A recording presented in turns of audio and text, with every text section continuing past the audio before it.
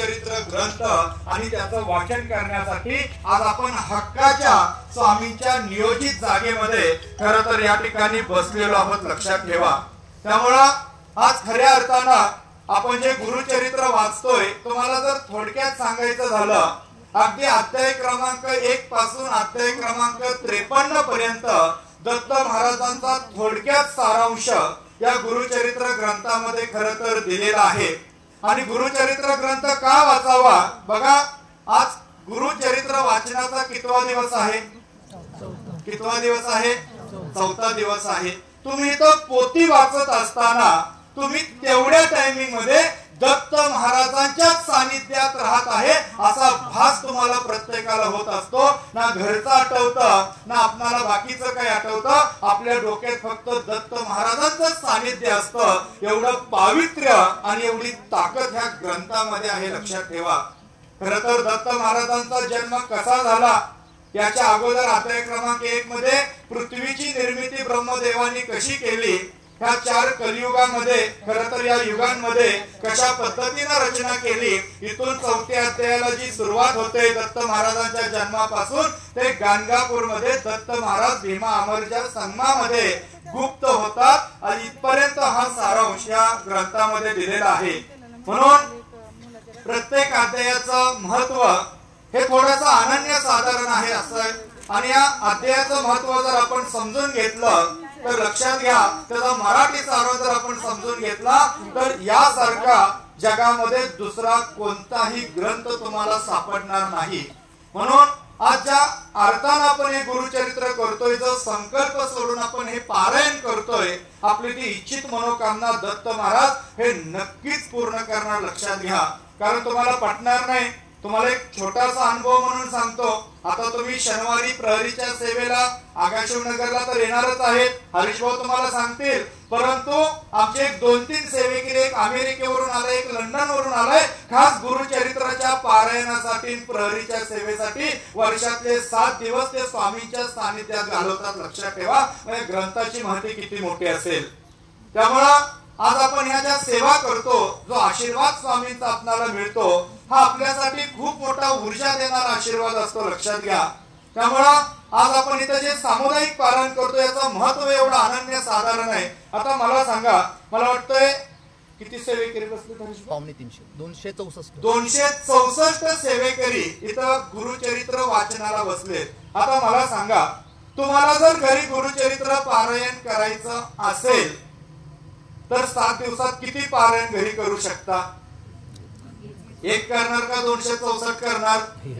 1 करणार। 264 करायला मला वाटतं पुढचा जन्म घ्यावा लागेल, का तर काही जन्मात आपल्याला शक्य नाही। मग सामुदायिक पारायण करण्याचं महत्व एवढं अनन्य साधारण आहे। ह्या 7 दिवसामध्ये तर 264 सेवेकरी गुरुचरित्र वाचनाला बसले।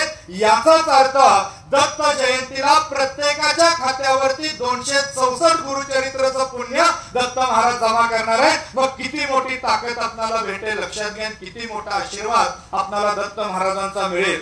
म्हणून आपल्याला सांगणं आहे की आज या गुरुचरित्र ग्रंथाबद्दल जेवढं सांगल तेवढं कमीच आहे, जेवढं बोलल तेवढं कमीच आहे। फक्त आमच्या महिलांना त्यातले 2-3 घटना सांगतो म्हणजे तुमच्या लक्षात येईल। अध्याय क्रमांक 2 मध्ये पहिल्या दिवशी तुम्ही वाचलं असेल, त्या ठिकाणी तुळशीचं महत्व सांगितलेलं आहे। आता आपण या ठिकाणी पारायणाला बसलोय म्हणून आपल्याला काही गोष्टी माहिती पाहिजे। ज्या घरामध्ये सुख, समाधान, शांती हवी असेल आणि जर कलीचा त्रास होऊ नये असं वाटत असेल तर महिलांनी तुळशीची पूजा करावी असं ब्रह्मदेव त्या ठिकाणी सांगतात, लक्षात घ्या। त्यामुळे आपल्याला विनंती आहे, ज्या घरामध्ये तुळशीची पूजा होते, तुळशीला अर्घ देऊन पूजा करून प्रदक्षिणा मारल्या जातात, त्या घरामध्ये कधीही कलीचा त्रास होत नाही, त्या घरामध्ये हरवलेलं समाधान पुन्हा प्राप्त होतं। म्हणून आमच्या महिलांनी तुळशीची पूजा ही अवश्य त्या ठिकाणी करावी, लक्षात ठेवा। आणि त्या पद्धतीनं त्या सेवेतनं स्वामींचा आशीर्वाद आपण प्राप्त करावा। आज खरं तर या गुरुचरित्राबद्दल सुद्धा समाजामध्ये अनेक गैरसमज आहेत। आता मार्गदर्शनात आपण थोडक्यात सांगितलेलं होतं, लक्षात ठेवा। त्यामुळे आता ते गैरसमज कुठेतरी थोडेसे निघायला सुरुवात झालेली आहे। नाहीतर आजही असं म्हटलं जातं महिलांनी गुरुचरित्र वाचायचं नाही. पण लक्षात घ्या, सगळ्यात जास्त श्री स्वामी समर्थ सेवेकरी महिला हे गुरुचरित्र पारायण भारतामध्ये, देशामध्ये, देशाच्या बाहेर खरं तर वाचत असतात. कोट्यवधी माता भगिनी एकत्रित येऊन हे गुरुचरित्र वाचन करून दत्त महाराजांचा आशीर्वाद मिळवत असतात. कारण हे गुरुचरित्र घडलंच माता अनुसूयेमुळं. मग आमच्या महिलांनी ते का वाचू नये? नियमांबद्दल असेल किंवा इतर गोष्टींबद्दल असेल, आज कुठंतरी लोकांमध्ये ती भीती बसलेली आहे. ती दूर होऊन त्या ठिकाणी सेवा घडणं गरजेचं आहे. कारण आपणालाही माहिती आहे, अध्याय क्रमांक 53 मध्ये दत्त महाराजांनी थोडक्यात सांगितलंय गुरुचरित्र कुणी वाचावं. बघा, अंतकरण असता पवित्र, सदाकाळ वाचावे गुरुचरित्र. हे उगाच सांगितलेलं नाही, लक्षात घ्या. त्यामुळे नियमात अडकण्यापेक्षा आपण त्या ठिकाणी जर थोडक्यामध्ये श्रद्धेनं जर आपण त्या सेवा केल्या तर निश्चितपणे तो आशीर्वाद आहे, तो आशीर्वाद आपल्याला त्या ठिकाणी प्राप्त होणार आहे. म्हणून आज खऱ्या अर्थानं आपण इथं गुरुचरित्राला बसलेलो आहोत. आपल्याकडनं गुरुचरित्र पारायणाची सेवा या ठिकाणी घडते. त्या माध्यमातून आपल्याला खऱ्या अर्थानं दत्त महाराजांचा, स्वामींचा आशीर्वाद तो प्राप्त होणार आहे. आणि नक्कीच आपले प्रश्न हे गुरुचरित्राच्या वाचनामुळे त्या ठिकाणी मार्गी लागलेला अनुभव हा आपल्याला आल्याशिवाय राहणार नाही. कारण अनेकांचे नोकरीचे प्रश्न, व्यवसायाचे प्रश्न, आजारपणाचे प्रश्न, कौटुंबिक समाधान असेल किंवा अनेक कौटुंबिक प्रश्न, समस्या या वाचनातनं दूर झालेलं खरं तर आपण सर्वांनी अनुभवलेलं आहे. म्हणून एवढ्या संख्येनं आज आपण या ठिकाणी आलेलो आहोत. आणि सगळ्यात भाग्याची गोष्ट कोणती असेल तर लक्षात घ्या, ज्या जागेत तुम्ही बसलेला आहात या जागेत स्वामींचा भव्य 2 मजली दरबार उभा राहणार आहे. आणि आपण सगळे त्याचे साक्षीदार आहोत. आज तुम्ही मंडपात बसलेला आहे, पण भविष्यात वर्षभरामध्ये तुम्ही हक्काच्या स्वामींच्या दरबारात बसून पारायण करत असणार. त्यावेळी तुम्हाला आजचे दिवस आठवतील की आपण स्वामींच्या मंडपामध्ये दरबाराच्या बसून पारायण केलं, आता हक्काच्या केंद्रामध्ये बसून करतोय. हे आपण सगळे त्याचे साक्षीदार होणार आहोत. म्हणून महाराज आपल्याकडनं करून घेतात, आपण निमित्त मात्र असतो, लक्षात घ्या.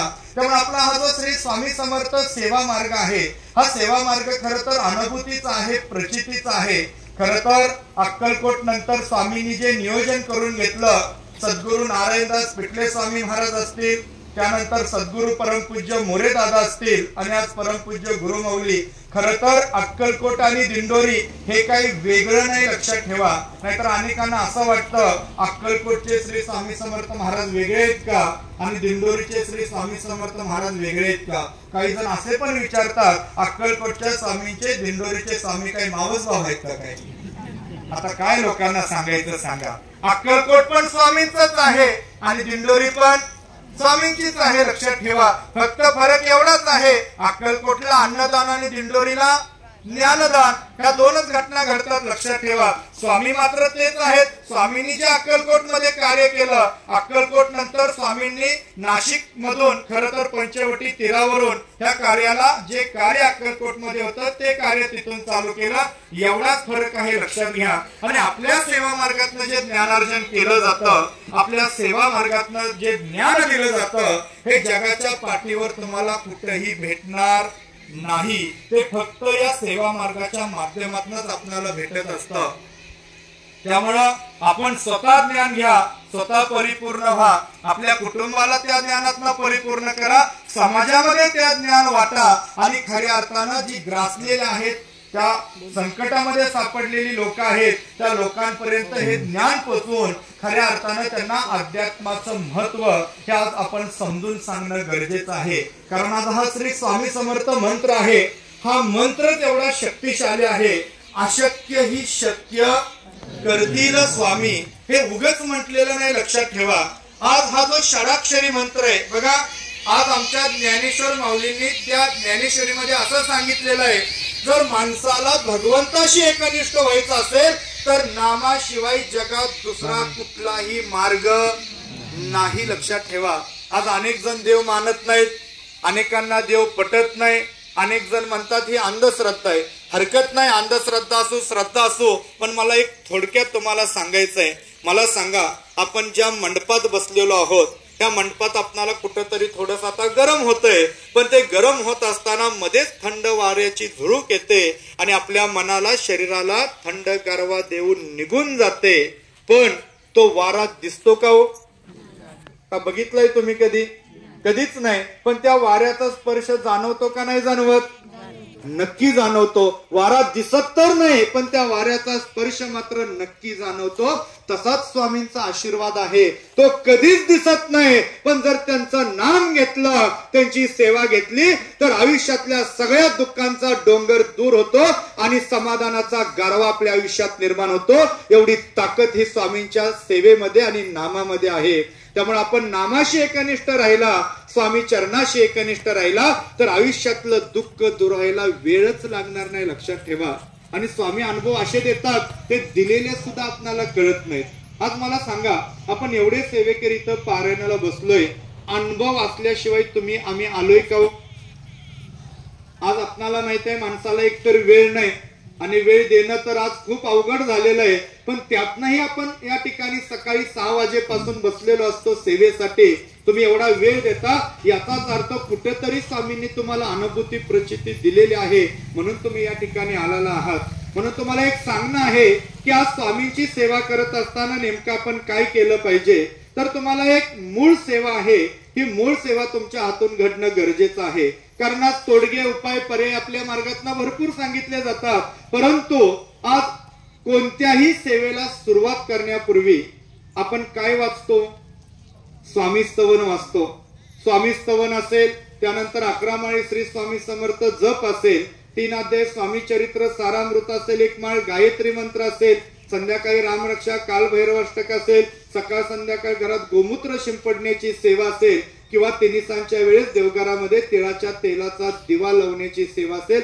ही नित्य सेवा खूप गरजेचं आहे.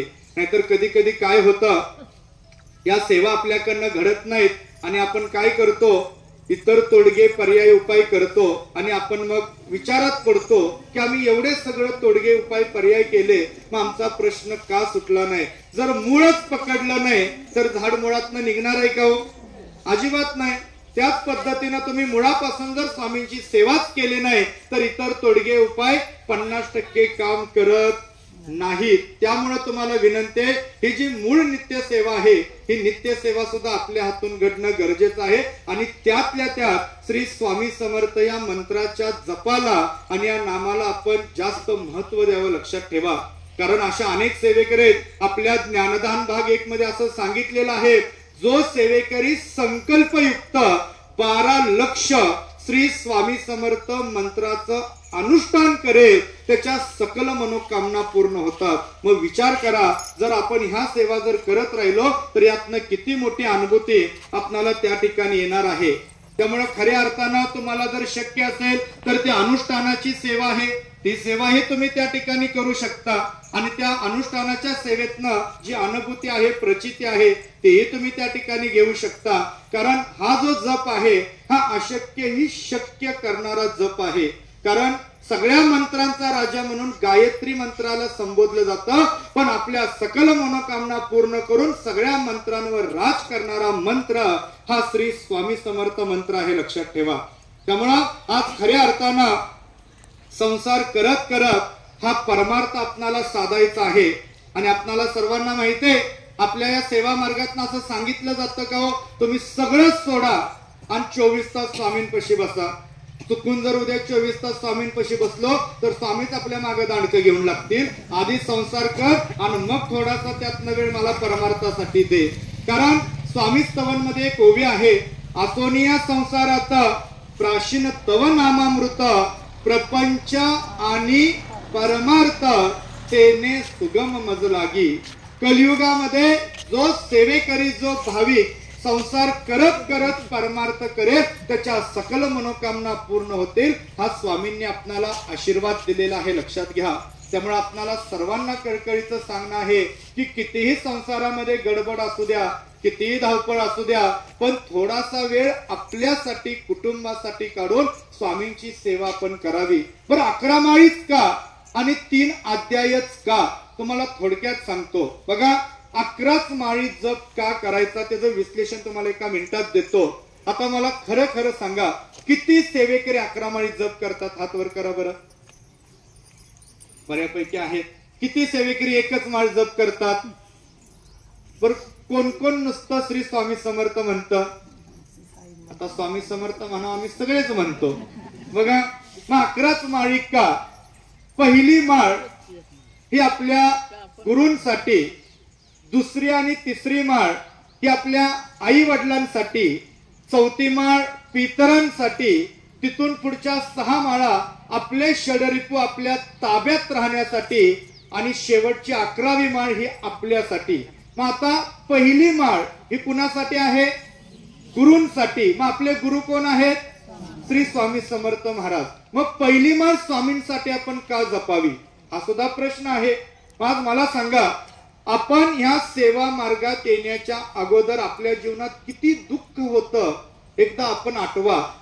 आपलं आयुष्य भरकटलेलं होतं, आपला संसार, आपलं जीवन हे अंधकारमय झालेलं होतं. पण कुणीतरी आपल्याला सांगितलं, श्री स्वामी समर्थ महाराजांच्या आरतीला या, स्वामींची सेवा करा, तुमचं दुःख दूर होईल. इथं यायला सुरुवात झाली, आरत्या करायला सुरुवात झाली, स्वामींचं नाम घ्यायला सुरुवात झाली, आणि आयुष्यातला अंधकार दूर होऊन आपलं जीवन सूर्यप्रकाशासारखं स्वच्छ आणि खऱ्या अर्थानं प्रकाशमय व्हायला सुरुवात झाली, आणि खऱ्या अर्थानं आपल्याला तिथं पुनर्जन्म भेटला.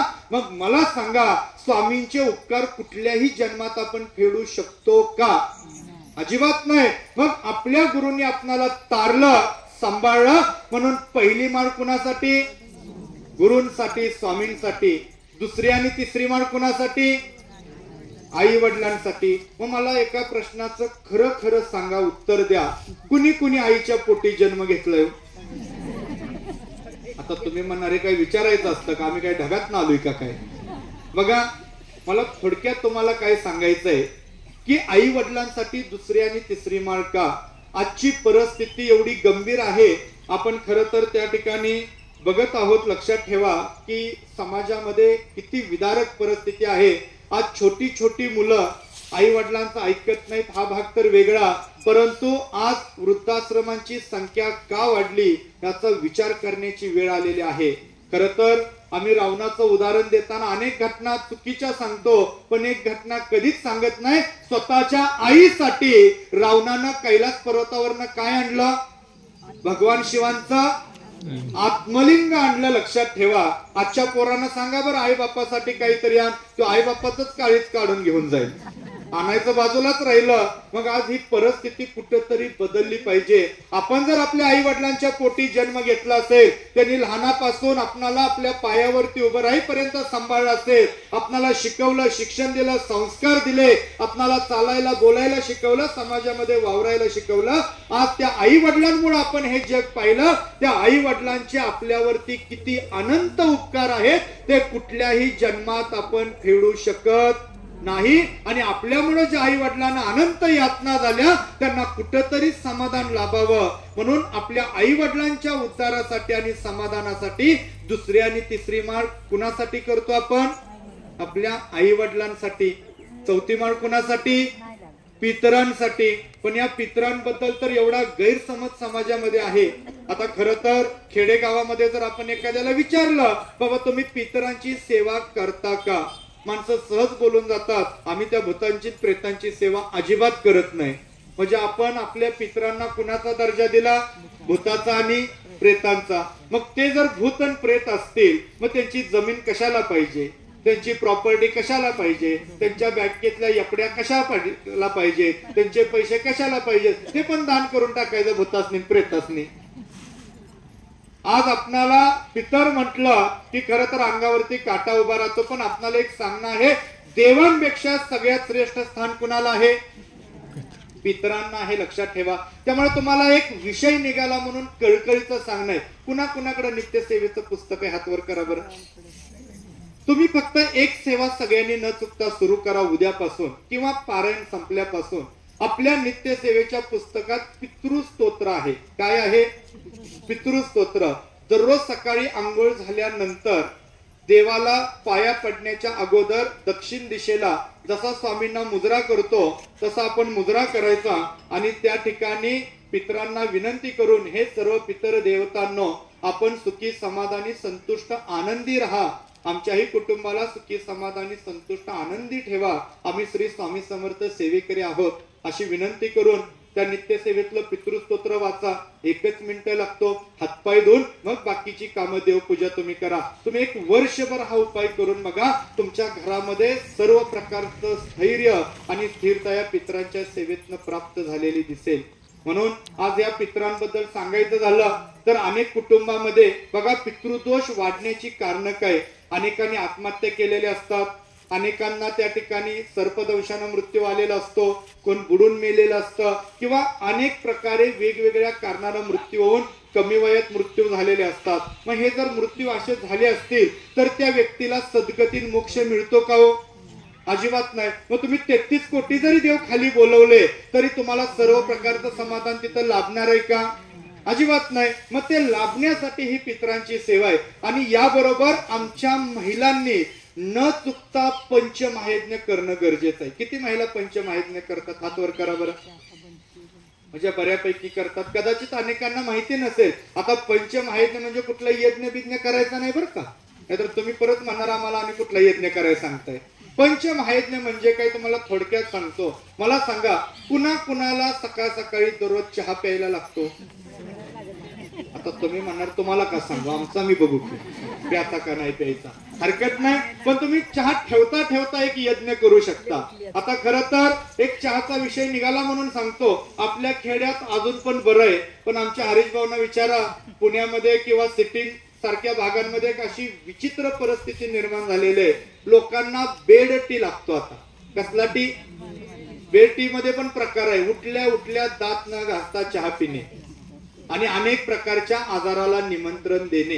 लक्षात घ्या, अमेरिकेच्या हार्वर्ड युनिव्हर्सिटीनं असं संशोधन केलेलं आहे, जी माणसं दात न घासता सकाळी उठल्या उठल्या दुधाचा चहा पितात ती वयाच्या 40 नंतर अनेक आजारांना ग्रस्त होतात आणि कमकुवत होतात, कदाचित कॅन्सरच्या स्टेजला जातात. लक्षात घ्या. त्यामुळे तुम्हाला विनंती आहे, असला चहाचा प्रकार आपण चुकूनही घरात करू नका. हा, तुम्हाला जर निरोगी राहायचं असेल तर तुम्ही सकाळी जर चहा प्यायचाच असेल तर ब्लॅक टी लिंबू पिळून 2-3 त्यामध्ये थेंब टाकून जर पिला तर पोटाचे सगळे विकार आपले त्या ठिकाणी बरे होतात आणि माणूस दिवसभर फ्रेश राहतो. खरं तर 150 वर्ष इंग्रज भारतात आले, राज्य करून गेले. आज ते इंग्रज गोरे होते पण त्यांनी चहा आणला काळा. पण आमच्या भारतीयांनी काय केलं, त्या काळ्याला केला गोरा आणि सगळा कार्यक्रमच करून टाकला त्याचा. लक्षात घ्या. त्यामुळे ब्लॅक टी आता एक विषय आरोग्याचा निघाला म्हणून तुम्हाला ते सांगणं आहे. पण आपला विषय होता पंचमहायज्ञाचा. पहिला यज्ञ चहा ठेवता ठेवता करायचा. चिमूटभर साखर. किती साखर? चिमूटभर साखर आपण थोडीशी कोणत्याही घरामध्ये कोपऱ्यात ठेवावी. बघा, आज ती साखर तुम्ही कोपऱ्यामध्ये ठेवली तर त्यातनं तुम्हाला एक गोष्ट लक्षात येईल. पण कमीत कमी हा प्रयोग 40 दिवस करायचा. किती दिवस? त्या 40 दिवसामध्ये जर त्या साखरेला तांबड्या मुंग्या लागल्या तर समजून जायचं आपल्या घरात काहीतरी दोष आहे.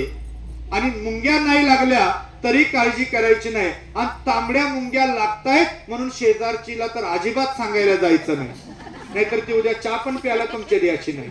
कारण तांबड्या मुंग्या लागले की समजून जायचं आपल्या घरात काहीतरी वास्तुदोष आहे, पितृदोष आहे, काही ना काहीतरी दोष आहे. पण तुम्ही कंटिन्यू जर 40 दिवसापेक्षा जास्त वर्षभर हा प्रयोग केला तर कालांतरानं त्या साखरेला काळ्या मुंग्या लागतात आणि सर्व प्रकारचा वास्तुदोष पितृदोष त्या कमी करतात. आज भगवंतानं प्रत्येकाला किती मोठी कला दिले. ती मुंगी केवढी, तिचं डोकं केवढं, तिला मेंदू केवढा, पण तिला बरोबर कळतं की कुठल्या रांगेतनं कुठल्या डब्यात घुसायचं ती साखर खायची.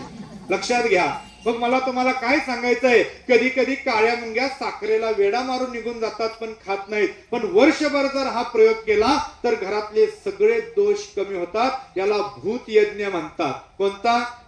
आता भूत यज्ञ म्हणजे काय, आपल्याला भूत नाचवायची नाहीत, लक्षात ठेवा.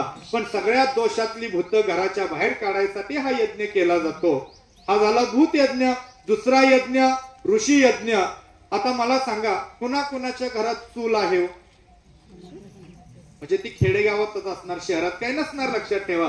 पण मला एक घटना अजूनही आठवते. आमची आजी एक 20-22 वर्षापूर्वी ज्यावेळी आम्ही घरात असताना स्वयंपाक करायची, सगळ्यात पहिल्यांदा त्या चुलीमध्ये तेलाची धार जायची, नंतर मग स्वयंपाक व्हायचा. पण या घटना कधी आपल्याला लक्षात आल्या नाहीत. लक्षात ठेवा. मग ऋषी यज्ञ का, देवयज्ञ का केला जातो लक्षात घ्या.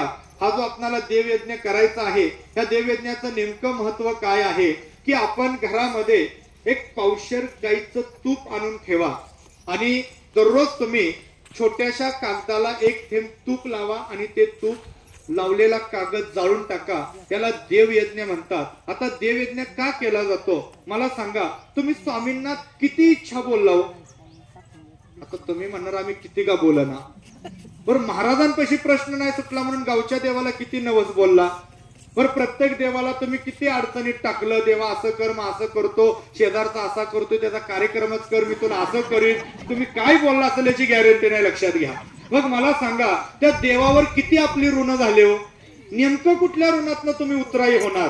आणि लक्षात घ्या, जी आहुती आपण यज्ञात देतो ती आहुती म्हणजे देवांचं जेवण असतं, त्यांना ती ऊर्जा मिळत असते. आणि देव यज्ञ केल्यामुळे काय होतं, जेवढे आपण नवस बोललोय किंवा आपलं जेवढं देवांना जे नवस बोललेलं ऋण आहे, ह्या ऋणातनं मुक्त व्हायचं असेल तर हा देवयज्ञ करणं गरजेचं असतं. म्हणून आपण कागदाला तूप लावून तो कागद जाळून टाकावा. फक्त ज्यांची चूल असेल त्यांनीच चुलीमध्ये एक थेंब तूप टाकावं.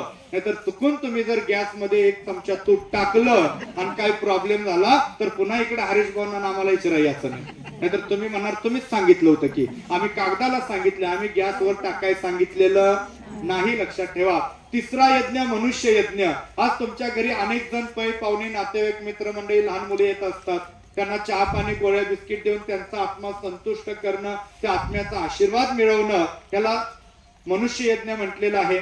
चौथा यज्ञ ऋषी यज्ञ.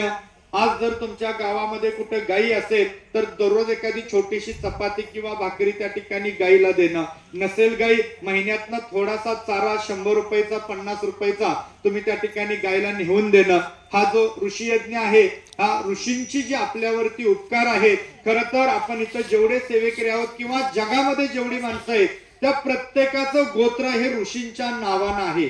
या सप्त ऋषींपासून याची निर्मिती पृथ्वीची झालेली आहे. लक्षात घ्या. मग आज कोणत्याही शुभ कार्यामध्ये आपल्याला गोत्र लागतं, त्याशिवाय संकल्प सोडता येत नाही. लक्षात ठेवा. त्यामुळे या ऋषींच्या ऋणातनं उतराई होण्यासाठी हा ऋषी यज्ञ. आणि शेवटचा पितृयज्ञ. दुपारी 12 ते 12:30च्या दरम्यान आपण घरामध्ये जे अन्न तयार केलेलं आहे, एक चपाती असेल, त्याच्यावर थोडा भात असेल, थोडी भाजी असेल, थोडी आमटी असेल, आपण आपल्या घरावरती किंवा घराच्या बाहेर त्या ठिकाणी आपल्या पितरांना म्हणजे कावळ्यांना ठेवणं. आता मला सांगा, कावळा पितर आहे का पक्ष आहे?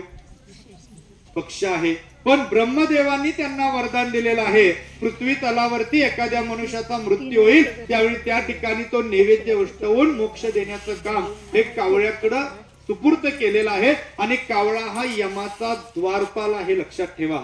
पण खेडेगावात अजूनही एक चुकीचा असा समज आहे, जर तुमच्या घरावर लयच कावळे वरडायला लागले, डान्स करायला लागले तर आपण म्हणतो बहुतेक आवडीचा पाहुणा येणार. पण तो बाबा वरडून वरडून गायला येतो, पण तुम्हाला काही गळत नाही तो का वरडतोय.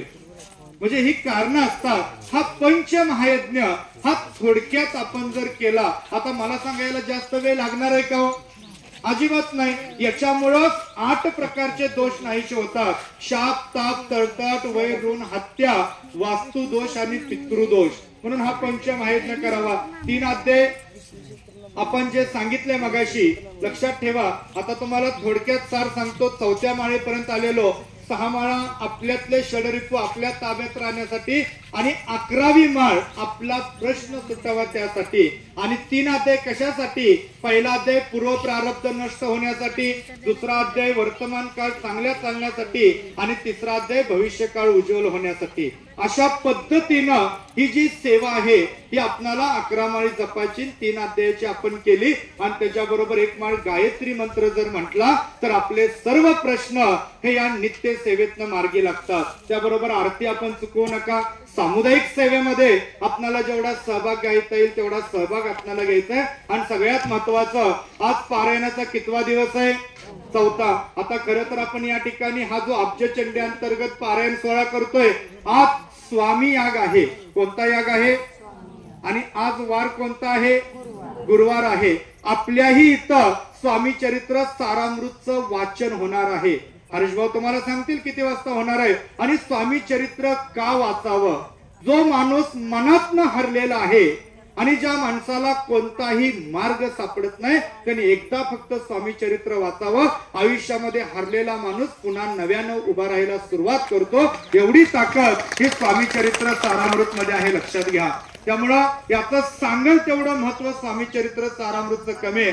स्वामींनी 22 वर्ष अक्कलकोट मध्ये वास्तव्य केलं, पैकी 21च लीला या स्वामी चरित्र सारामृत मध्ये आहेत. मग मला सांगा 21च लीला त्यामध्ये का आल्या?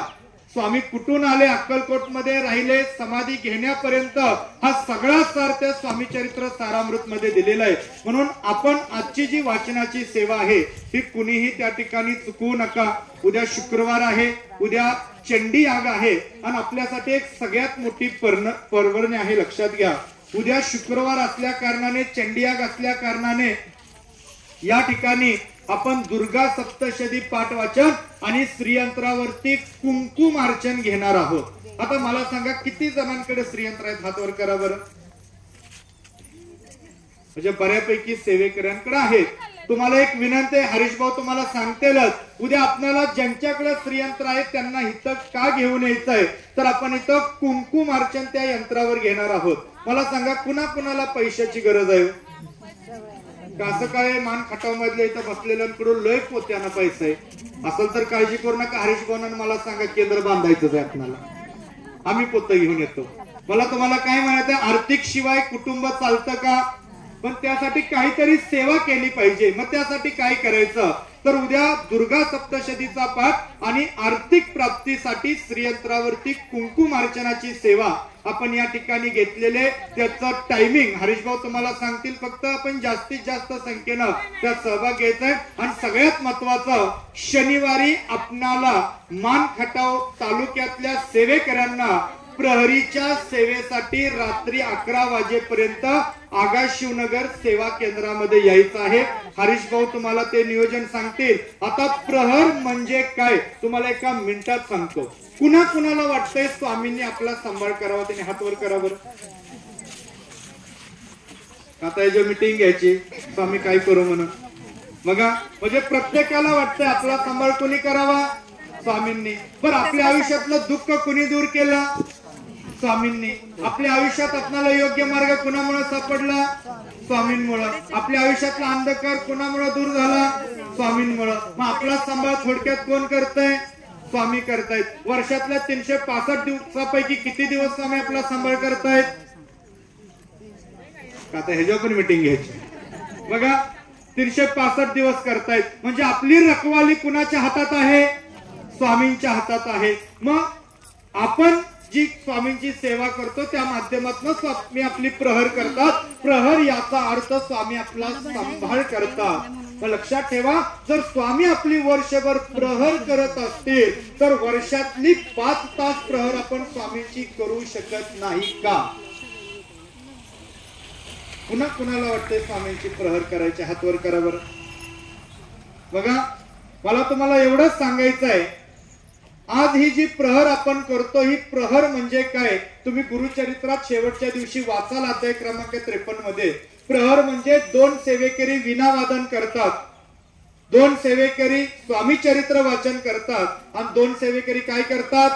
माळ जप करतात. आता अध्याय क्रमांक 53 मध्ये काय सांगितलंय? स्वतः दत्त महाराजांनी असा आशीर्वाद दिलाय, जिथं माझ्या नावाचं संगीत चालू असेल तिथं मी स्वतः उपस्थित राहून सेवेकऱ्यांना आशीर्वाद देईन. हे कितव्या अध्यायात सांगितलंय?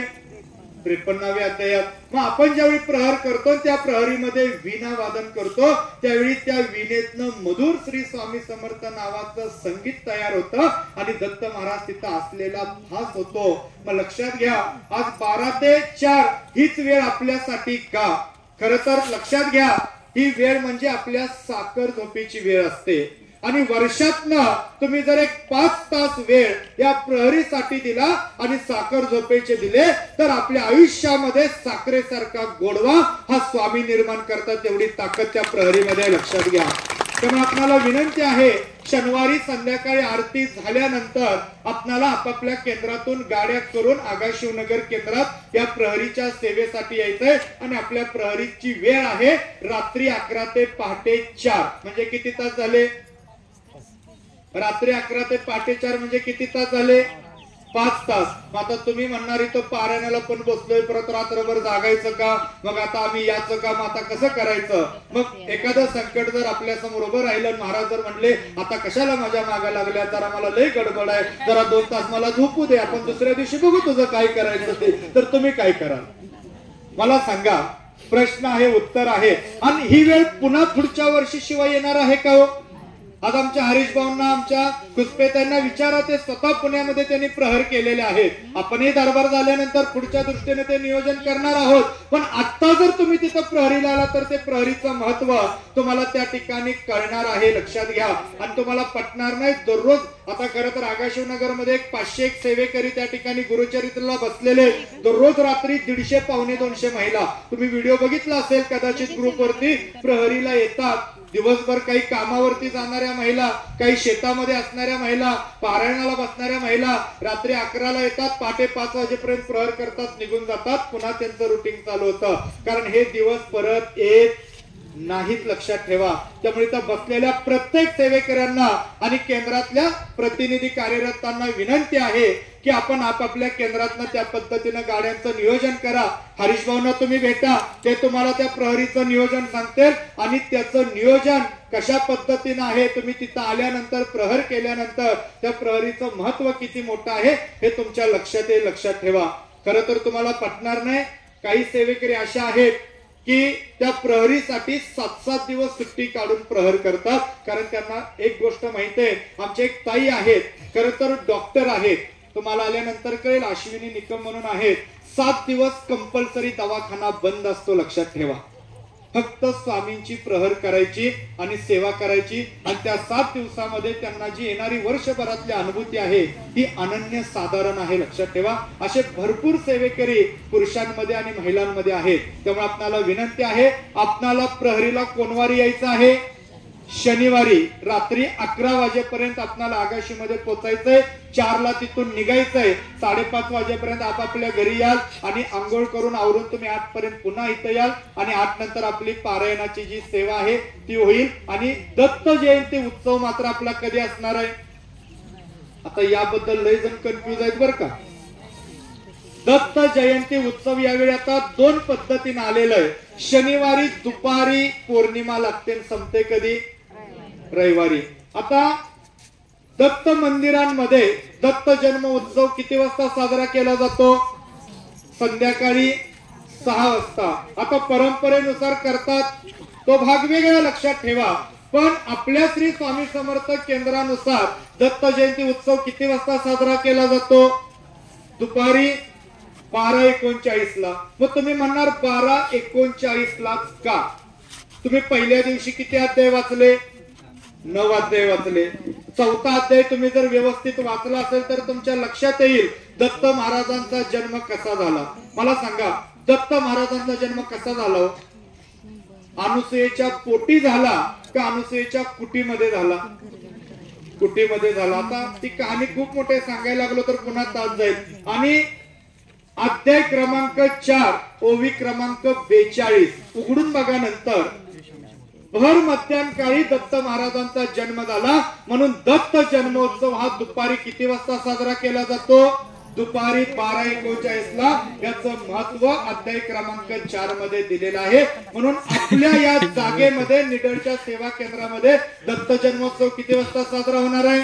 12:39ला. रविवारी सकाळी 8चं वाचन झालं की 10:30ची आरती होणार नाही. तुम्ही येतानाच असं टायमिंग काढून यायचं, नाहीतर तुम्ही म्हणणार आता वाचन झालंय घरी जाऊन परत मागे येते. एवढं सोपं आहे का हो? लक्षात घ्या. तुम्ही त्यावेळी 1-2 वाजेपर्यंत टायमिंग काढून काय यायचं? आपला जन्मोत्सव 12:39 असल्यामुळं आरती किती वाजता होणार आपली?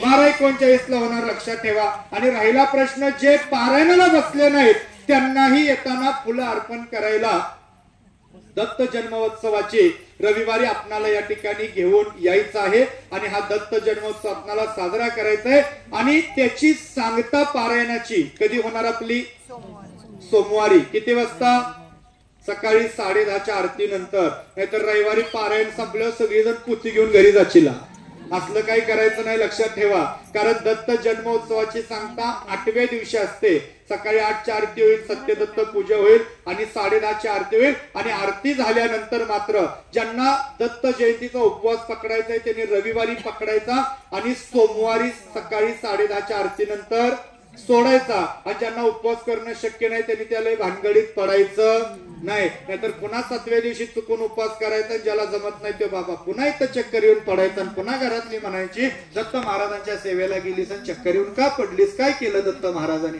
पुन्हा असं काय व्हायला नको लक्षात घ्या त्यामुळे जमतंय त्यांनी करायचा तो सोमवारी सोडायचा आणि सगळ्यात महत्वाचं तो उपवास आपण इथं महाप्रसादावर सोडणार आहे आता महाप्रसादाला लय काय काय मी हरीशमाने विचारलं काय काय आता सांगत नाही तर पुन्हा तोंडाला पाणी सुटायचं आता पुरी आहे का श्रीखंड आहे का लाडू आहेत का जिलेबी आहे का काय मला पण माहिती नाही पण माहिती असलं तरी सांगणार नाही नाहीतर पुन्हा तुम्ही 4 दिवस तेवढं डोक्यात ठेवायचं त्यामुळे काळजी करू नका सोमवारी 10:30ची आरती झाली की आपल्याला या ठिकाणी महाप्रसादाचं पण नियोजन आहे आणि महाप्रसादासाठी कुणाला जर आर्थिक स्वरूपात मदत करायची असेल वस्तू स्वरूपात मदत करायची असेल आपले मनोज सर आहेत हरीश भाऊ आहेत त्यांच्याशी तुम्ही संपर्क करा आणि त्या पद्धतीने आर्थिक स्वरूपामध्ये किंवा वस्तू स्वरूपामध्ये तुम्ही मदत करा आणि राहिला प्रश्न पारायण झालं म्हणजे सेवा संपली असं नाही आज महाराजांचं नियोजन किती मोठं आहे बघा जागेचं भूमिपूजन झालं आणि भूमिपूजन झाल्यानंतर पारायण झालं मग ही ऊर्जा किती मोठी असेल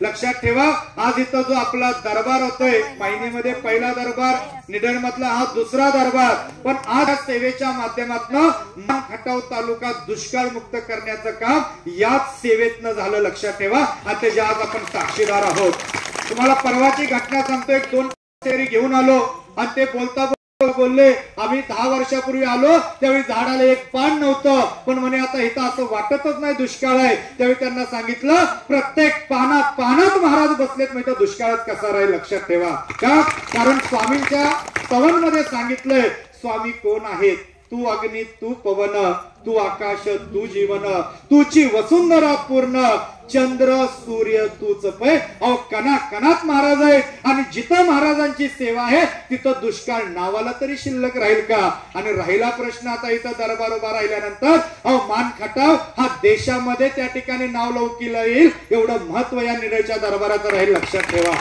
आणि आज आपल्याला त्या ठिकाणी हा दरबार उभा करायचा आहे पण कधी कधी आपण म्हणतोच की जिथं पिकतं तिथं विकत नाही कारण त्यांना त्याचं महत्वच राहत नाही लक्षात घ्या त्यामुळं नाही राहिलं पण आपणाला हे कार्य करून ते कार्य पुढे न्यायचं आहे आणि पूर्णत्वास न्यायचं आहे कारण जिथं लय मिळतं तिथं त्याची किंमत राहत नाही आज मला सांगा तुम्ही कसं बरं पहाटे 3ला तुम्हाला जाग येते बरं आज गुरुचरित्र निडर मध्ये बसलंय बरं गाडी वेळेवर येईल का बरं नाही आले माझं पारायण चुकलं तर काय करायचं मग किती धाकधूक लागते पण जवळच्या माणसांना त्याची किंमत असते का दररोजच आहे कुठे नादीला काय ते सोडून मला तुम्हाला काय सांगायचंय कुणाला किंमत कळू नाही तर न कळू पण आपणाला आपल्या गुरूंची किंमत आहे आणि राहिला प्रश्न वेळ कधी कुणाला सांगून येते का एक तुमच्या माहितीसाठी सांगतो आज लक्षात घ्या आपल्याकडे सगळं आहे गाडी बंगला जमीन जमला प्रॉपर्टी पैसा ठेवाय जागा नाही कधी धाड पडेल याची धाकधूक लागते पण देवाला मानत नाही आई बापाला मानत नाही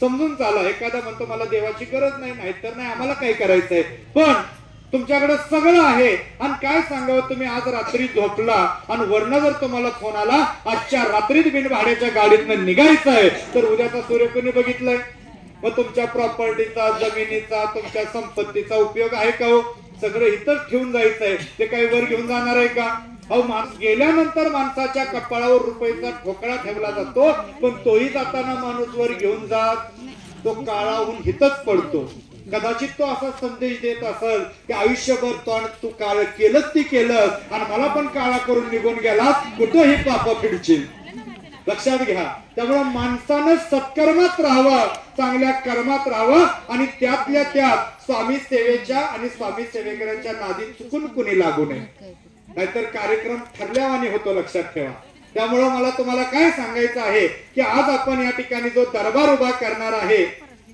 या दरबारासाठी आपल्या प्रत्येकाचं योगदान असणं गरजेचं आहे आणि प्रत्येकानं त्यात सहभाग घेणं गरजेचं आहे. त्यामुळं तिथं लवकरच आपण बांधकामाला सुरू करणार आहोत आणि प्रत्येकानं त्यामध्ये सिंहाचा वाटा उचलून आपल्याला हे कार्य पूर्णत्वास घेऊन जायचं आहे आणि स्वामींची सेवा ही मानखटाव तालुक्यातल्या गावागावामध्ये पोहोचवायची आहे. फक्त मला एवढंच तुम्हाला सांगायचंय, तिथं जर आपले काही सेवेकरी बुथच्या असतील, आता मगाशी दरुजच्या ताई भेटल्या, आता मला गावांची नावं पण इकडली आठवण होती, कारण ठराविक गावांची नाव माहिती आहेत.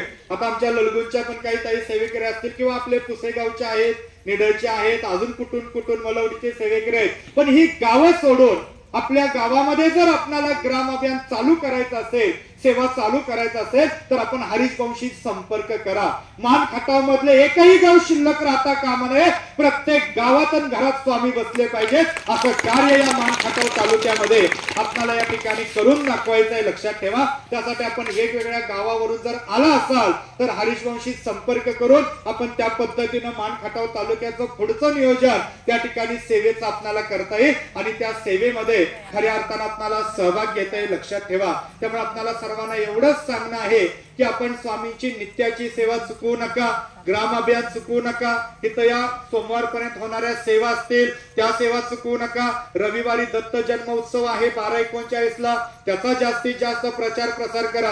कुणाला जर अन्नदानासाठी आर्थिक स्वरूपात वस्तू स्वरूपात मदत करायची असेल, आपण हरीशवंशी संपर्क साधा. इथं होणाऱ्या केंद्रासाठी आपल्याला त्या ठिकाणी हातभार लावायचंय, त्याच्यासाठी आपण त्यांच्याशी संपर्क करू शकता आणि आपण आपापल्या केंद्रामध्ये गावागावामध्ये हे ग्राम अभियान पोचवून खऱ्या अर्थानं त्याचं नियोजन आपण करावं आणि स्वामी सेवा इतरांनाही आपण त्या ठिकाणी समजून सांगावी. आणि येणाऱ्या शनिवारी आपण जास्तीत जास्त संख्येनं आगाशिव नगरला त्या ठिकाणी प्रहरीच्या सेवेत आपल्या साखर झोपेत यावं आणि आपल्या आयुष्यामध्ये गोडवा निर्माण करून खऱ्या अर्थाने ही प्रहरची सेवा आपण स्वामी चरणाशी रुजू करावी. कारण बोलण्यासारखं सांगण्यासारखं माझ्याकडे तर मला लय तोडगे उपाय पर्याय सांगावेसे वाटतात, पण आता तुमचे चेहरे मला सांगायला लागले. आम्ही साल आलोय बाबा, संपव आता, लय भूक लागली, आम्हाला जायचं आहे, अजून पुढच्या सेवा आहेत त्या, नाहीतर तुम्ही मला आपल्या मनात मला लय शिव्या जाता द्याल. त्यामुळे अशा ठिकाणी लय बोललेलं पण चांगलं नसतं, कारण कसं होतं, ज्ञानच एवढं आपल्या मार्गात आहे ते कधीच संपणार नाही. आणि राहिला प्रश्न, आता मला वाटतं विष्णू सहस्त्रनामचं पण वाचन आपलं राहिलेलं आहे, पण मला तुम्हाला एवढंच सांगायचंय, झालं मग काही टेन्शन नाही, मग काय आता घरी जायची ओढ लागली असेल. पण आज विष्णू सहस्त्रनामचं महत्व हे तुम्हाला मी एवढंच सांगतो, एक विषय निघाला म्हणून. तुम्हाला खरोखर जर आयुष्यात आर्थिक प्रगती करायची असेल, बघा तुम्ही 1 वर्षभर, किती वर्ष, 1 वर्षभर रात्री 9 ते 12, किती, रात्री 9 ते 12 या दरम्यान देवघरामध्ये गाईच्या तुपाचा दिवा लावून जर विष्णू सहस्त्रनाम वाचलं, अजिबात कर्ज बाजारीपणा राहत नाही, पण त्या घराची आर्थिक प्रगती ही भरमसाठ होते. हा अनुभव अनेक सेवेकऱ्यांचा आहे, लक्षात ठेवा. त्यामुळे विष्णू सहस्त्रनामचं पठण करून आर्थिक प्राप्तीचा आपण त्या ठिकाणी नक्की अनुभव घ्यावा. हा उपाय का सांगितला, तुमच्याकडे आर्थिक प्राप्ती झाल्यावर तुम्ही महाराजांना विसरायचं नाही, नाहीतर तुम्ही म्हणणार आता महाराजांनी लय दिले, आता कशाला निडळ जायचं. लक्षात घ्या, तुम्हाला 100 रुपये भेटले, तुम्ही त्यातले 5 रुपये आपल्या निडळच्या दरबारासाठी द्या, तुम्हाला अजून 200 रुपयाची सोय महाराज करून ठेवते. हे स्वामी सेवेचं वैशिष्ट्य आहे, लक्षात ठेवा. त्यामुळे प्रत्येकाचा त्यामध्ये हातभार लागावा आणि प्रत्येकाला ते पुण्य मिळावं, त्यासाठी विष्णू सहस्त्रनामाची सेवा आहे आपण आपल्या घरामध्ये चालू ठेवावी. सांगितलेल्या सेवा, सांगितलेल्या सूचनांचं पालन करावं आणि आपण सर्वांनी स्वामींच्या आशीर्वादातनं आपलं जीवन हे सुखमय आणि समाधानी करून घ्यावं, एवढीच आपल्या सर्वांच्या चरणी प्रार्थना करतो आणि झालेली सर्व सेवा स्वामींच्या आई भगवतीच्या चरणी अर्पण करतो. या ठिकाणी थांबतो. श्री स्वामी समर्थ. अनंत कोटी ब्रह्मांड नायक परब्रह्म भगवान श्री स्वामी समर्थ महाराज यांच्या चरणी त्रिवाल वंदन करतो आणि सर्व ताई दादांना श्री स्वामी समर्थ. खूप वेळ झालाय ना, हा भरपूर वेळ झालाय ना, कुणाला वाटतं भरपूर वेळ झालाय. हे मार्गदर्शन करोड रुपये देऊन बाहेर मिळालं असतं का, मिळालं असतं का? हे कोण देईल मार्गदर्शन? हे स्वामींची इच्छेप्रमाणे होतं. कुणाची इच्छेप्रमाणे? आणि ह्या ठिकाणी आपण बसलेलो आहे, ह्या ठिकाणी महाराजच त्यांच्या तोंडून वधवून घेतात की कुणाला काय दिलं पाहिजे. मग विचार केला तर आपल्यापर्यंत काय पोहोचलं पाहिजे हे मार्गदर्शनामधून महाराज आपले प्रश्न सोडवत असतात. आणि सर्वात महत्वाचं म्हणजे विचार केला तर की आपल्या हातून जी सेवा घडते, आपल्या हातून जे मार्गदर्शन आपल्याला ऐकायला मिळत असतं, हे अनेक केंद्रामध्ये अक्षरशः गेली अनेक वर्ष सेवेकरी वाट पाहतात, कोणतरी मार्गदर्शनाला आलं पाहिजे. आता आमचे पुसेगाव सेवेकरी आहेत ललगुंच्या, असं ओढूचंच मार्गदर्शन आहे. आज शुक्रवार सॉरी उद्या शुक्रवार एक ओढूचला 2 ठिकाणी बोलवलंय. काय दादा 2 ठिकाणी कसं पोहोचायचं हा प्रश्न पडलाय. आता आम्ही चर्चा करणार आहे त्यावर काय करायचं म्हणून. काय आणि पुसेगावचं सेवेकरी एकच असतं, प्रत्येक आरतीला मार्गदर्शनाला हवंयच आम्हाला. एवढा हट्ट असतो की हट्टी माणसं फक्त पुसेगावची प्रचंड हट्टी. काय काही करा आम्हाला बाकी सांगू नका, पण एक तरी सेवेकरी हवंय. म्हणजे मार्गदर्शनाला कोणतरी पाठवा किंवा कोणतरी आलं पाहिजे. खरंच विचार केला तर प्रत्येक गोष्ट दादाने आता जे सांगितलं आपल्याला, कारण दादांचं शिक्षण हे किती जणांना माहित आहे? दादांचं शिक्षण किती जणांना माहित आहे? एमपीएससी पास आउट आहेत ते. काय एमपीएससी पास आउट आहेत आणि त्यांना आईची पोस्ट मिळालेली ऑर्डर आहे, ती ठाकारली आणि स्वामी सेवेमध्ये गेली 18 वर्ष. अहो रात्र सेवा चालू आहे, अहो रात्र सेवा चालू आहे. विचार करा की ज्यांना आयएस ची पोस्ट मिळाली, ऑर्डर पण पाहू शकता, ऑर्डर बरोबर आहे, ऑर्डर बरोबर आहे. बघा ज्याला स्वामींचं वेळ लागलं ना त्याला बाकी कसल्याही पोस्ट द्या, कसल्याही पोस्ट द्या, त्याला एकच पोस्ट महत्वाची आहे, श्री स्वामी समर्थ सेवेकरी. कोण?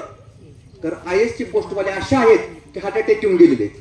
माझ्या समोर आहेत, माझे मित्र कितीतरी मित्र आहेत, पाहिलेत की त्यांना अटॅक शिवाय, कारण आयएस वरती काय असतो, प्रेशर असतो, सर्वांना माहित असेल. आता आमचा दादा आयएस ची एक्झाम देतोय, एमपीएससी. काय या ठिकाणी बसलेला ऍक्च्युअली आमच्या मामांचा चिरंजीव आहे. काय परंतु विचार केला तर ती पोस्ट दादा नाकारली का? सेवा मला करायचं आहे. पण सेवेमध्ये काय आहे? कारण मानसिक सुख हे जगात फक्त मिळू शकतं कशामध्ये? सेवेच्या माध्यमातूनच. कशाच्या माध्यमातून? सेवेच्या माध्यमातून. मग आज विचार केला तर आज सर्वांना एकच सांगायचं आहे की आपल्याला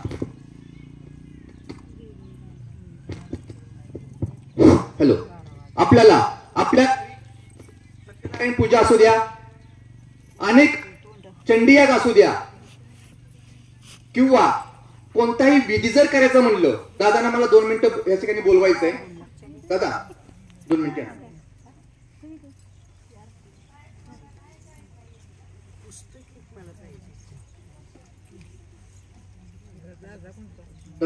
विधींबद्दल थोडं सांगा प्लीज, कारण हे याज्ञिकी आहेत आणि याज्ञिकी प्रशिक्षण आज नाही घेतलं, वयाच्या म्हणजे 18 वर्षापूर्वी याज्ञिकी शिक्षण घेतलेलं आहे.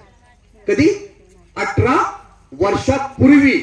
आज विचार केला तर आपण घरी सत्यनारायण करायला म्हणलं तर एखादे ब्राह्मण किती घेतात पैसे? अंदाजे किती घेतात पैसे? 500 रुपये. आणि घरामध्ये वास्तुक शांती करायचं म्हणलं तर किती घेतात? 5000. आणि घरामध्ये नवचंडी करायचे म्हणलं तर किती घेतात? नवचंडी कोणी केली का आतापर्यंत? 25,000 नवचंडीला. बघा काय म्हणतात, 25,000. आता खरं सांगतो तुम्हाला, पहिल्यांदा दादा सांगतील ह्याचं महत्व 2 मिनिटं, कारण ती याज्ञिक आहेत. तो नाही याज्ञिक, त्यांनी त्याचं महत्व थोडं सांगावं. कारण का ह्या विधी ह्या मार्गातून विचार केला तर आज पश्चिम महाराष्ट्रामध्ये सगळ्यात खूप छान आणि सुंदर विधी दादा करतात. आणि ह्याचं महत्व थोडं सांगा, नंतर सांगतो तुम्हाला याची किंमत काय किती असते कशी असते. एक विचार करत आधुनिक शांती आहे ती म्हणजे पादुका पूजन. कुठलं? स्वामींचं आपण काय म्हणतो? सिद्धमंगल पूजन. काय सिद्धमंगल पूजा कुणी कुणी केलेली? हात वर करा त्या ठिकाणी. सिद्धमंगल पूजा, अष्टलक्ष्मीचं पूजन केलं जातं आणि 4 दिशांचं पूजन केलं जातं. असं कुणी कुणी केलेलं आहे? तर कोणतरी होतं नाही? अंकुश कुस्पे त्र्यंबकेश्वर जाऊन केलं. 11 जोड्यामध्ये होते आणि 11 जोड्यामध्ये पादुका पूजन केलेलं आहे त्यांनी, म्हणजे सिद्धमंगल पूजन. किती पैसे घेतले ते? 11,000. किती हजार? 11,000 जोडीचं. पण साईडला किती जण होते? 11 जोडी होत्या. किती होत्या? पण एका कुटुंबाचं हे सेवा विचार केला तर दादांच्या माध्यमातून जर करायचं म्हणलं तर विचार केला तर दादा स्वतः विचार केला तर आज आपल्या घरामध्ये येऊन ह्या सेवा केल्या जातात. तर दादा 2 मिनिटं.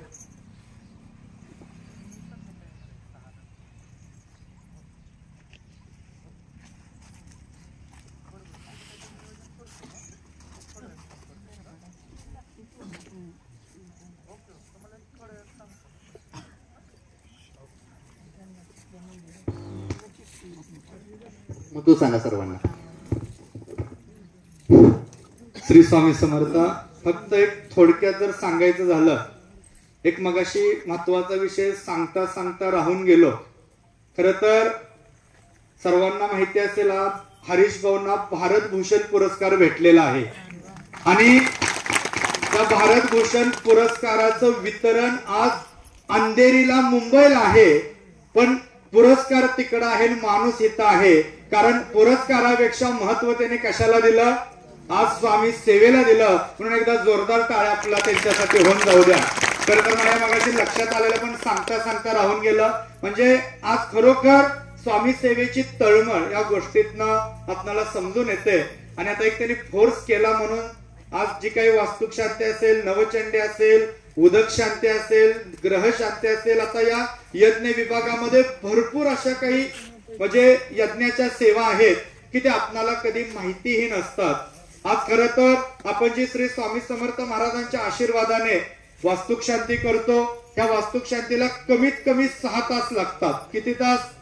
बाकीचे किती करतात माहिती नाही, लक्षात ठेवा. यामध्ये 5 ते 6 मंडलाचं पूजन होऊन हवन जवळजवळ 1.5 तासाचं असतं. आणि वास्तुक शांती ही आपल्या घरामध्ये राहायला गेल्यानंतर त्या वास्तूमध्ये आपणाला सुख मिळावं, स्थिरता मिळावी, त्या ठिकाणी आपल्या कुटुंबामध्ये समाधान प्राप्त व्हावं आणि ती वास्तू ऊर्जित व्हावी, म्हणून त्या ठिकाणी वास्तू शांती केली जाते. आणि वास्तू शांतीमध्ये सगळ्यात महत्वाची पूजा त्या वास्तू पुरुषाची असते. खरं तर हा वास्तू पुरुष पालत्या स्वरूपात दक्षिण उत्तर आग्नेय दिशेलाच त्या ठिकाणी पुरावा लागतो. अनेक ठिकाणी नैऋत्याला पुरतात, दक्षिणेला पुरतात, त्या घरामध्ये स्थिरता लाभत नाही, अनेक अडचणी निर्माण होतात. मग त्या गोष्टी खरं तर आपल्याला कळत नाहीत, लक्षात ठेवा. मग त्याच्यामध्ये स्वामींचं पूजन, गणेश पूजन, मातृका पूजन, वास्तुपूजन, रुद्रपूजन, नवग्रह पूजन, ह्या सगळ्या त्या ठिकाणी विधी मध्ये आपण खरं तर ती पूजा करत असतो, लक्षात ठेवा. थोडक्यात सांगायचं नवचंडीचं झालं. आता एक माझ्या बघण्यानुसार मला एक 2-3 सेवेकऱ्यांनी सांगितलं, म्हणजे दादा आमचे नवचंडी करायला कमीत कमी ₹1,00,000 गेले. किती रुपये गेले? आणि तुम्ही साऊथ मध्ये जर गेला तर लाखाच्या खाली कुणीही नवचंडी करत नाही. पण नवचंडी म्हणजे नेमकं काय मला सांगा. नवरात्रीत तुळजापूरला कोण कोण जातं? कदाचित तुम्ही जात नसाल किंवा तुम्हाला ऐकून माहिती असेल, किंवा तुम्ही एखाद्याला फक्त एवढंच विचारा आम्हाला नवचंडी करायचंय. नवचंडी म्हणजे आई भगवतीची सगळ्यात मोठी पूजा आणि त्या पूजेला कमीत कमी 2 दिवस लागतात. एका दिवसात ते होत नाही. पहिला दिवस पूजा मांडणीला 7 तास आणि दुसऱ्या दिवशी कमीत कमी पूजेला 12 तास लागतात, लक्षात ठेवा. आणि या नवचंडी यज्ञामध्ये आई भगवतीचं हवन असतं, विशिष्ट मंत्र स्तोत्रांचं हवन असतं. आणि हे हवन त्या ठिकाणी आई भगवतीला दुधातल्या भातानं आपण करत असतो, लक्षात ठेवा. 21 विडे असतात, त्या विड्यांचं त्या ठिकाणी अर्पण केलं जातं. आणि या नवचंडी यज्ञामध्ये 64 योगिनी देवता असेल, चंडी मंडल असेल, त्याच्यामध्ये श्रीयंत्राची पूजा असेल, आई भगवतीची पूजा असेल, त्याचबरोबर गणेश पूजन असेल, मातृका पूजन असेल, ह्या सगळ्या पूजा त्यामध्ये येत असतात, लक्षात ठेवा. आणि ही पूजा कशासाठी? ज्या कुटुंबात आर्थिक कर्जबाजारीपणा आहे, नोकरीचे प्रश्न, व्यवसायाचे प्रश्न, घरामध्ये आजारपणाचे प्रश्न, लग्नाचे प्रश्न, स्थिरता नसेल, कुटुंबामध्ये मानसिक समाधान लाभत नसेल, सगळी कामं अडकून राहिलेली असतील, कोणतंच काम मार्गी लागत नसेल, अशा वेळी सर्व प्रकारची स्थिरता यावी यासाठी हा नवचंडी यज्ञ हा कुटुंबात केला जातो. आणि तोही 2 दिवसाचा असतो कमीत कमी. मग तिथून पुढे 3 दिवसाचा वेगळा विशेष नवचंडी यज्ञ राहतो. किंवा त्याच्यामध्ये अनेक प्रकार असतात, लक्षात ठेवा. ते आता सगळेच तुम्हाला या ठिकाणी सांगत नाहीत. त्याच्या पुढे जाऊन सांगायचं झालं, कदाचित तुम्ही उदक शांती ऐकली असेल. आता हे का सांगायची वेळ आली? हरीश भाऊ म्हणाले लोक लय ग्रासलेत आणि आता भरकटच चाललेत आणि अध्यात्मात असं झालंय की लोकांना कुणी काही सांगितलं, पैसे किती पण जाऊ द्या पण आमच्यात करा, म्हणजे अशा अवस्था झालेल्या आहे. आता उदक शांती सुद्धा लक्षात ठेवा कशासाठी केली जाते. एक असा गैरसमज आहे, एखादा व्यक्ती मृत झाल्यानंतर 14व्या दिवशी उदक शांती करतात असं म्हटलं जातं, पण उदक शांतीत पण प्रकार आहेत. लक्षात घ्या, उदक शांतीमध्ये कुणाची पूजा होते? ब्रह्मदेवाची, इंद्रदेवाची, यमदेवाची, सोमदेवाची, वरुण देवाची. लक्षात ठेवा, गणपतीची पूजा, कलशाची पूजा आणि त्यावरती दर्भाचा झाडा टाकून रुद्राचं हवन केलं जातं. आता ही पूजा जवळजवळ 2.5 ते 3 तासाची आहे. मग ही उदक शांती का? ती फक्त मृत व्यक्तीसाठीच केली जात नाही. मग ती कशासाठी? आपल्या सेवापित्रांच्या पुस्तकात स्पष्ट सांगितलंय, कमीत कमी 6 महिन्यातून एकदा घरात उदक शांती करावी. आपल्या घराच्या भरभराटीसाठी ही केली जाते. आता तुमच्या माहितीसाठी सांगतो, जेवढे व्यापारी वर्ग आहे किंवा जे शासकीय नोकरदार आहेत, राजकीय क्षेत्रातली लोक आहेत, यांच्या घरात दर 6 महिन्याला हे विधी तुम्हाला बघायला मिळतील. कारण आम्ही स्वतः राजकीय लोकांच्या किंवा अनेक व्यापारी लोकांच्या घरी केले, नाव सांगत नाही, तुम्हाला लक्षात ठेवा. आज मला तुम्हाला काय सांगायचंय, या विधींमुळं आपणाला चालना मिळते, कुटुंबाला चालना मिळते, माणसांना चालना मिळते आणि त्या ठिकाणी आपल्याला कुठेतरी स्थिरता लागते. पण हे विधी करायचं म्हटलं तर बाहेर ही ऐकून माणसं करत नाहीत, लक्षात ठेवा. कारण सगळं नाटक करता येतं पण पैशाचं करता येत नाही. त्यामुळं हे जे सगळे विधी आहेत हे आत्ताच नाही तर हरीश भाऊंना माहित आहे, गेल्या 18 वर्षापासून आपण ह्या सेवा मार्गातनं किंवा स्वामींच्या आशीर्वादातनं ते स्वतः आम्ही शिकलो. कुठे शिकायला पण गेलो नाही, लक्षात ठेवा. कारण मला एक अध्यात्मात गोडी, एक रुची असल्यामुळं आज मला कुठंच मन लागलं नाही आणि स्वामींनी तर सेवा करून घेतल्या. खरं तर आज तुम्हाला जर बाकीची हिस्ट्री आमची सांगितली तर तुम्ही पण डोक्याला हात लावाल, पण मला त्या गोष्टी तर बोलायच्या नाहीत. फक्त मला तुम्हाला काय सांगायचं, तुम्हाला कसलेही विधी करायचे असो, तुम्ही हरीश भाऊंशी किंवा आमच्याशी संपर्क करा. तुम्हाला सगळं शास्त्रोक्त पद्धतीने आपण त्या ठिकाणी ते करून देऊ की जेणेकरून तुमची फसवणूक पण होणार नाही आणि विधीही सगळे व्यवस्थित होतील. खरं तर यावर भरपूर आपण बोलू शकतो, भरपूर सांगू शकतो, पण मला आता हरीश भाऊंनी फोर्स केला म्हणून तुम्हाला थोडक्यात त्या ठिकाणी सांगितलं. नाहीतर 9 चंडीवर बोलायचं म्हणलं तर 9 तास बोलू शकतो. आणि तुम्ही आता बसणार असला 9 तास फक्त सांगा, काळजी करू नका. तुम्ही रात्री 9लाच इथनं उठणार. त्यामुळे आता त्यावर मी जास्त अधिक बोलत नाही, फक्त आपण तेवढे लक्षात ठेवावं. कुणाला काही करायचं असेल तर बिनधास्त आपण संपर्क करावा, एवढीच विनंती करतो आणि थांबतो. श्री स्वामी समर्थ. श्री स्वामी समर्थ. ऍक्च्युली आपल्याला आता हा दादा पहिली गोष्ट म्हणजे बोलले ना, हा पुरस्कार माझा नसून हा पुरस्कार आपल्या सर्वांचा आहे, स्वामींनी दिलेला आहे. दुसरी गोष्ट राहिली की जे आपले शांती विषय आहेत, कारण एखादा विचार केला तर तुम्हाला सिद्धमंगल पूजा जर करायची म्हणलं तर साऊथ मध्ये 11 लाख रुपये घेतात सिद्धमंगल पूजाला. आणि ही तिथून सुरुवात झाली. खरं कुठून झाली? साऊथ मधून अष्टलक्ष्मीचं पूजन केलं जातं. आता आमची स्वामींच्या दरबारात आहोत, आमची वैयक्तिक सेवा चालते. आम्ही याला गेलो त्र्यंबकेश्वरला, त्याची किंमत किंवा सेवे 1,11,000 रुपयाची सेवा झाली. किती? परंतु ती सेवा आपल्या घरी सिद्धमंगल पूजा फक्त 25,000 रुपयामध्ये होईल. किती रुपयामध्ये? सेपरेट पहिले प्रत्येक कुटुंबाची करायची म्हणलं तर बघा. वास्तुक शांती हा जो विधी,